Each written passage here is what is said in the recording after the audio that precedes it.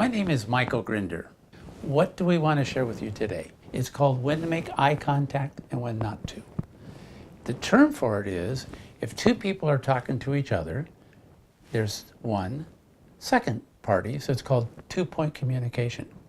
If one of them looks at a piece of paper, flip chart, PowerPoint, and the other party also looks, you have one, two, and then you have the third entity.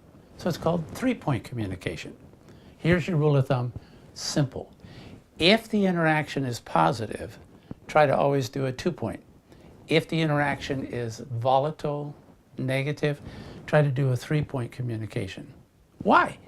Well, if you have volatile information and you're looking at each other, it increases the breathing level of both parties. Both the sender and the receiver go into stress. We've got to keep people breathing. Why? When you don't breathe, you have knee-jerk reactions.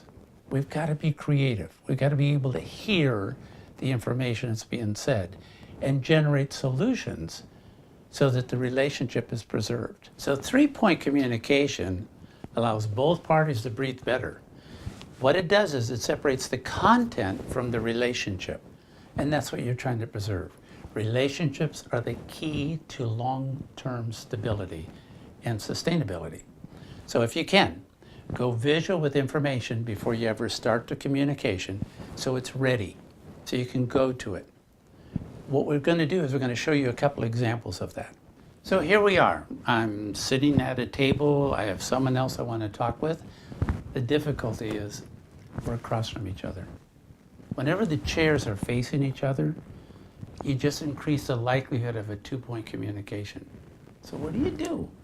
Well, if you would, before you start, do the following.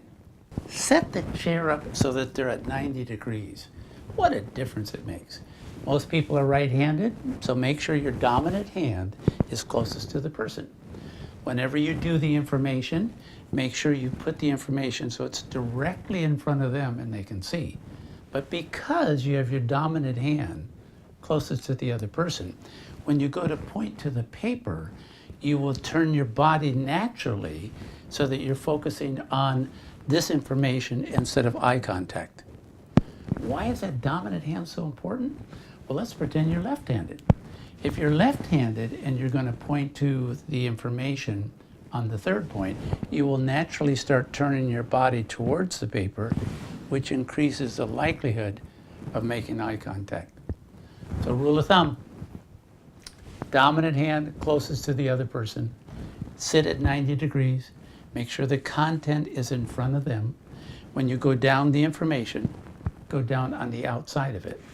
For instance, I want to make sure that I indicate where I am on the page instead of having my hand go directly across. Going directly across, it blocks the vision of the other person. They can't see the content.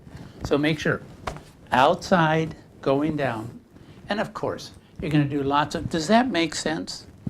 2 points to make sure they're following, then bring them back to the third point. Your palm is going to be up when you're facing them, and it's going to be down when you were looking at the third point. Why? Palm up has a friendly kind of voice. Palm down naturally is more serious or credible. What a difference it makes. The ergonomics of how you arrange things.